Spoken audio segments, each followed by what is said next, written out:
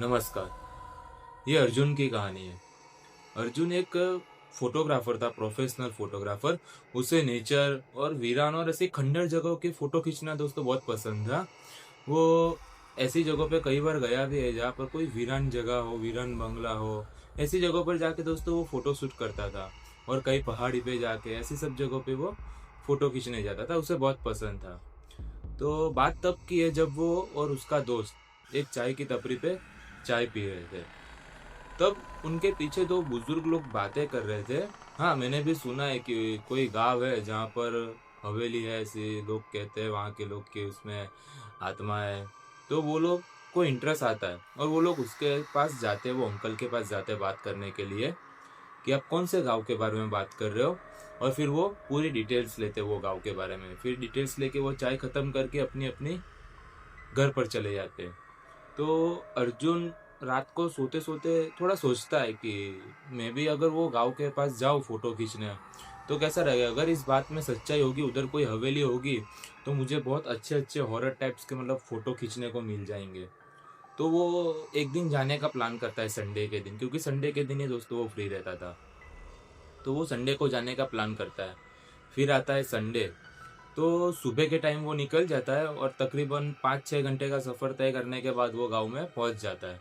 और गांव में पहुंचने के बाद वो वहाँ के लोगों से पूछता है कि क्या यहाँ पर कोई ऐसी हवेली है जिसमें कोई भूत प्रेत वाली सब बातें करते हैं। तो उन लोगों ने बोला कि हाँ, गांव में तो नहीं है, पर गांव से 5-6 किलोमीटर दूर जंगल है, वो जंगल में हवेली है। तो वो थोड़ा और डिटेल्स में पूछता है कि मतलब कहाँ पर है एग्जैक्ट, सब उसके हवेली के बारे में फिर पूछता है वो। तो वो लोग बताते हैं कि वहाँ पर एक हवेली है जो पूरी खंडर हो चुकी है और पूरी वीरान हवेली है। कई सालों से वो बंद है, मतलब 100, 150, 200 साल पुरानी हवेली है दोस्तों। तो वो तब से ही बंद है। वहाँ पर जो रहते थे परिवार वो मर गए वहाँ, और उनकी बेटी मर गई थी, तो वो खाली करके चले गई थी पूरी फैमिली। तब से मतलब वो बंद ही है हवेली ना। ये बहुत बार डील भी हुई वो हवेली को लेने की, लेकिन डील सक्सेस ही नहीं हो पाती थी। कोई हवेली लेने के लिए तैयार होता था तो फिर कुछ ऐसे प्रॉब्लम आती थी, ऐसी दिक्कत आती थी कि हवेली हो ही नहीं पाती थी। डील डील ही पूरी कैंसिल हो जाती थी। तो वो उन लोगों ने बोला कि वो गांव के पास जो हवेली, जंगल में हवेली है, उसके अंदर एक आत्मा वास करती है। तो वो थोड़ा और पूछता है। फिर वो लोगों ने पूछा कि तुम उस हवेली के बारे में क्यों पूछते हो। तो अर्जुन बोलता है कि मैं एक प्रोफेशनल फोटोग्राफर हूँ और मुझे हवेली के अंदर जाके और हवेली के बाहर से थोड़े हॉरर फोटो शूट करने हैं। तो वो बोले कि आप हवेली के अंदर जाओगे। तो उसने बोला कि हाँ, क्यों, क्या हुआ। तो बोलते हैं हवेली के अंदर आज तक कोई गया नहीं है, और जो हवेली के अंदर गया है वो फिर कभी लौट के नहीं आया। और लौट के अगर जो आ गया वापस, तो या तो वो मानसिक संतुलन अपना घुमा देता है, या तो फिर बेहोशी की हालत में आता है। और फिर जब उसे होश आता है तो वो कुछ टाइम में मर जाता है, दुनिया छोड़ देता है, चल बसता है। तो वो हंसने लगा। बोलता है ऐसा सब नहीं होता, ये तुम्हारे अंधविश्वास है। तुम ये सब चीज़ें मानते हो, मैं नहीं मानता। तो उनने बोला कि ये अंधविश्वास नहीं है हमारा। गांव के कई लोगों ने जंगल से जब आते जाते रात के समय आते जाते थे, तो उन्होंने हवेली के अंदर किसी एक साय को भी देखा है। कई बार देखा है, बहुत सारे लोगों ने देखा है। इसलिए उन लोगों ने वो रास्ता भी बंद कर दिया था, बदल दिया था। वो उस रास्ते से आते जाते भी नहीं थे। तो वो बोलता है कोई बात नहीं, जो होगा देखा जाएगा, मैं जाऊंगा। तो उन लोगों ने बोला तुम्हारी मर्जी। फिर वो रात को जाने का डिसाइड करता है कि मैं हवेली पे रात को जाऊंगा, ताकि रात को थोड़े और अच्छे से हॉरर पिक्चर्स आ जाए। क्योंकि ऐसी खंडर वीरान जगह पे अगर रात को वो शूट करेगा तो थोड़े अच्छे मतलब फोटो क्लिक कर पाएगा। फिर रात होती है और वो निकल जाता है हवेली की ओर।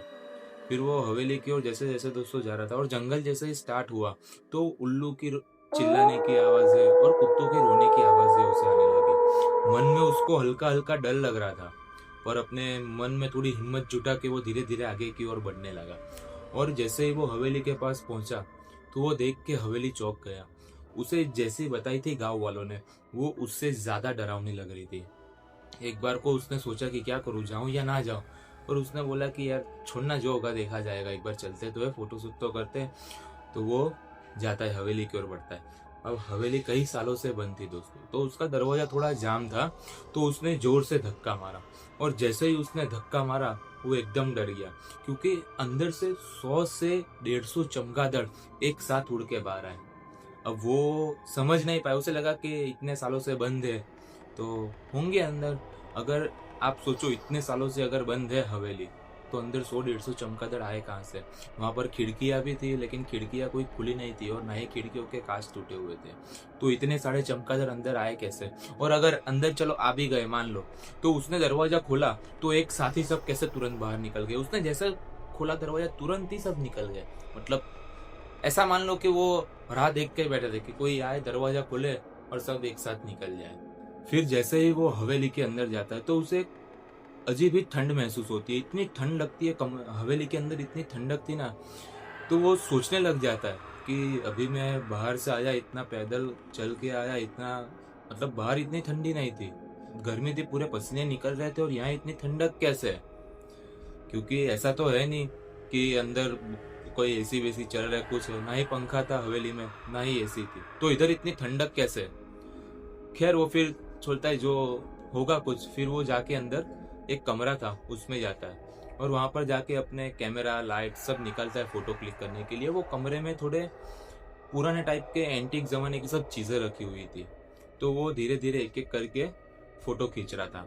फिर जैसे उसने एक दो फोटो खींचा तो उसे ऐसा लगा कि उसे किसी ने पीछे से कंधे पर, लेफ्ट कंधे पर उसे किसी ने छुआ। तो वो तुरंत पलट के पीछे देखता है तो पीछे कोई नहीं था।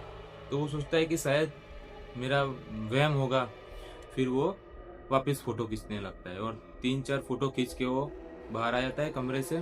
फिर हॉल जो हवेली में अंदर घुसते ही जो हॉल था वो उसमें आ जाता है और ऊपर देखता है तो एक बहुत प्यारा सा झूमर था शीशे का, जो कि टूटा हुआ था और उसके टुकड़े भी फर्श पर बिखरे हुए थे झूमर का। और वो उस चीज की सब फोटो खींचता है, झूमर की फोटो खींचता है। और हॉल में भी कई चीजें ऐसी रखी थी जो कि खंडर अवस्था में थी, तो उसके भी थोड़े फोटो खींच रहा था। फिर फोटो खींचते खींचते वो थोड़ा थक गया क्योंकि 5-6 किलोमीटर वो चल के आया था। अब 5-6 किलोमीटर नॉर्मल आदमी चलेगा तो थक ही जाएगा। और उसके पास एक बड़ा बैग था जिसमें कैमरे थे, लाइट्स थी, उसके थोड़े कपड़े भी थे, वो सब चीजें थी, खाने पीने का सामान था, तो इतना सब चीजें थी तो वो उठा के लाया था सब चीज। तो वो थोड़ा थक गया था, तो उसने सोचा कि थोड़ा पहले आराम कर लेता हूँ, फिर एक एक करके पूरी हवेली के फोटो शूट कर लूंगा। फिर वो थोड़ा सोफे पर बैठता है और लेट जाता है। और जैसे ही वो लेटता है तो उसे किसी के ऊपर की मंजिल से, ऊपर के माले से, हवेली में वो जहाँ पर था उसके ऊपर 3 माले थे, तो उसमें से जो पहला माला था वहां से उसको किसी के चलने की आवाज आ रही थी। तो उसने सोचा कि कुत्ते या बिल्ली कोई आ गया होगा अंदर, जो उनकी आवाजें होगी। और उसने सोचा थोड़ी देर बाद कि ये कुत्ते बिल्ली की चलने की आवाज नहीं है, उन लोगों की आवाज ऐसी नहीं होती, जैसे ये कोई इंसानी कदमों की आवाज उसे लग रही थी। तो वो सीढ़ी चढ़ के ऊपर जाता है और ऊपर जाता है, दाएं बाएं देखता है तो उसे कोई दिखता नहीं है। फिर वो वहां पर एक कमरा था, उसके सीढ़ी चढ़ता है, उसके राइट हैंड साइड पे ही बगल में कॉर्नर पर ही एक कमरा था स्टार्टिंग में, ऊपर चढ़ते ही तो हल्का सा वो दरवाजा खुला हुआ था। तो वो दरवाजा खोलता है तो अंदर एक किताब पड़ी हुई थी, छोटी सी किताब थी, जो अपने आप, उसके पन्ने अपने आप पलट रहे थे। थोड़ी थोड़ी देर बाद, हर 2 मिनट के बाद पन्ने पलट जाते थे, मानो ऐसा कि कोई पढ़ रहा है और एक एक पन्ना पलट रहा है। अगर हवा आ रही हो, वो सोच रहा था कि अगर इतनी ठंडी हवा है, अंदर है, इसका मतलब हवा से पलट रहे होंगे। मत तो हवा से अगर पन्ने पलटते तो तुरंत पलटने जाते, या फटाफट पलटते, या कभी स्लो हो जाएंगे या कभी फास्ट पलट जाएंगे। ऐसा नहीं होता है कि हर 2 मिनट के बाद पलट रहे पन्ने, मतलब मानो कोई वो किताब को पढ़ रहा हो और एक पेज पढ़ने के बाद वो पलटा के दूसरा पेज पढ़ रहा हो, ऐसा हो रहा था। तो उसे थोड़ा अजीब लगा कि नहीं, ये चीज सही नहीं है, यहाँ पर कुछ गड़बड़ है। फिर उसने सोचा कि शायद गांव वाले जो कह रहे थे वो सब चीजें सही तो नहीं है। फिर जैसे ही वो उस किताब के पास कमरे में अंदर गया तो धीरे धीरे दरवाजा बंद होने लगा अपने आप। और जैसे ही वो धड़ाम से बंद हुआ तो वो तुरंत डर के पीछे दरवाजे की तरफ देखने लगा कि दरवाजा बंद कैसे हुआ। फिर वो जैसे ही दरवाजे के पास पहुंचा खोलने के लिए तो दरवाजा खुल नहीं रहा था, और वो ट्राई कर रहा था दरवाजे खोलने के लिए। और तभी उसे ऐसा लगा कि उसे ऐसा महसूस हुआ कि पीछे से कोई उसको देख रहा है। और जैसे ही वो पलट के पीछे देखता है तो उसे एक छोटा छोटा साया दिखा, काला, और फिर 1 सेकंड के अंदर दिख के गायब हो गया। और जैसे ही वो गायब हुआ साया, तुरंत अपने आप दरवाजा खुल गया।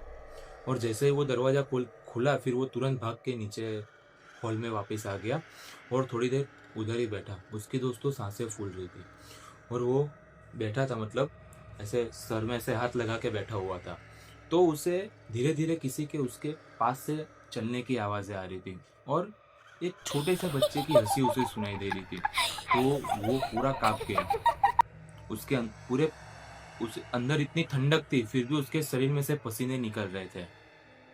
और वो खड़ा होके सामने जो पहले रूम में गया था वो फोटो क्लिक करने, उसी रूम से उसको एक बच्चे की हंसने की आवाज़ें आ रही थी। तो वो डरते डरते वो कमरे की ओर बढ़ता है और जैसे ही वो कमरे की ओर बढ़ता है, दरवाज़ा जैसे ही खोलता है, तो कोने में उससे ऐसा लग रहा था कि कोई बच्चा बैठा हुआ है। और जैसे ही वो उस बच्चे के पास पहुंचा, तो बच्चा वहां से गायब हो जाता है। वो सोच में पड़ जाता है कि अभी तो मैंने इधर किसी को बच्चे को देखा है, तो वो बच्चा अचानक गया कहाँ। उसे पक्का पता था कि इधर कोई बच्चा रो रहा था, तो फिर वो गया कहाँ। कमरे में कोई और रास्ता भी नहीं था जिससे कि वो कहीं और जा सके, बाहर निकल पाए। कमरे में सिर्फ अंदर आने का यही एक दरवाजा था और कमरे में कोई खिड़की भी नहीं थी कि वो बच्चा खिड़की से भी निकल जाए। सिर्फ दरवाजा था और दरवाजे के पास से अर्जुन खड़ा था। अर्जुन अंदर गया था, तो बाहर निकलने का किसी का कोई चांस ही नहीं उठता। तो वो गया कहाँ बच्चा। फिर जैसे वो ये सोच रहा था, तभी उसे अपना नाम सुनाई दिया, कोई उसे अपना नाम लेकर बुला रहा हो। तो वो फटाफट बाहर निकल के कमरे से बाहर आके हॉल में आ जाता है। फिर ऊपर आजू बाजू सब जगह देखता है, तो उसे ऊपर एक लड़की, छोटी बच्ची खड़ी हुई दिखाई दी, जो उसे उसका नाम लेकर बुला रही थी। वो बच्ची को उसने जैसे ही देखा तो वो डर गया और तुरंत ही बेहोश हो गया। वो बच्ची के गाल पे और हाथ पे सब जगह खून निकल रहा था, स्क्रैच लगे हुए थे। तो वो देख के बेहोश हो गया। फिर जब उसे होश आया तो वो गांव में था दोस्तों। उसने पूछा गांव वालों से कि मैं इधर कैसे आया, मैं तो हवेली में था। तो गांव वालों ने बोला कि आप जब जिस रात को आप हवेली में गए, तो हम लोग इंतजार कर रहे थे कि कब आप आओगे और कब हमें फोटो मतलब दिखाओगे कि हवेली के अंदर का कैसे फोटो है वो सब। तो हम आपका ही इंतजार कर रहे थे। और जब 2 दिन हो गए आप आए नहीं और गांव से बाहर भी जाते हुए हमने आपको नहीं देखा, तो थोड़ी हमें फिक्र होने लगी। इसलिए हम सब लोग आपको ढूंढने आए, और जब आपको ढूंढने आए तो आप हवेली के बाहर बेहोश अवस्था में पड़े हुए थे।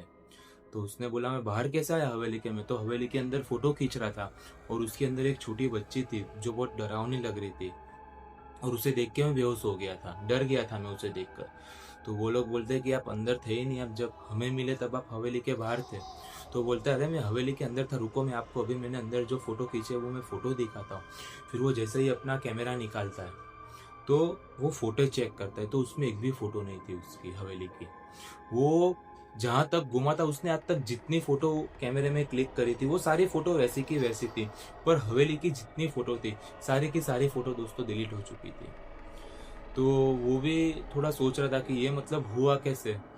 तो गाँव वाले उसे कहते हैं कि हम आपको ऐसा ही नहीं बोल रहे थे कि इस हवेली में एक आत्मा का वास है, हमने कई बार देखा है, इसके लिए हम आपको बोल रहे थे। खैर फिर वो उन लोग का धन्यवाद करके वहां से वापस अपने घर पर आ जाता है। तब से लेके आज तक दोस्तों वो कहीं पर भी जहाँ वीरान जगह हो, ऐसी खंडर जगह हो और ऐसी सब हॉरर की बातें करते, वहां पर वो कभी भी दोस्तों फोटो शूट करने नहीं जाता। उसने ये बंदी कर दिया था। अब वो सिर्फ और सिर्फ खाली नेचर के ही फोटो खींचता था, और वो भी शाम तक ही खींचता था, रात के वक्त तो कहीं पर भी नहीं जाता था दोस्तों। तो कैसी लगी दोस्तों आपको कहानी, मुझे कमेंट में ज़रूर बताना। और अगर आपके पास भी दोस्तों ऐसी कोई कहानी है तो मुझे ईमेल कर सकते हैं, व्हाट्सअप कर सकते हैं और मेरे इंस्टाग्राम पे मैसेज कर सकते हैं। मैं उसे कहानी के रूप में लोगों तक पहुंचाऊंगा। और दोस्तों वीडियो को ज़्यादा से ज़्यादा शेयर करना, सब्सक्राइब करना और लाइक कर देना। मेरी ये चौथी वीडियो, 5वीं वीडियो है। चैनल को ज़्यादा उतना तो प्यार नहीं मिल रहा है जितना सोचा था, तो प्लीज़ दोस्तों इसे ज़्यादा से ज़्यादा शेयर करना। धन्यवाद। जय श्री राम।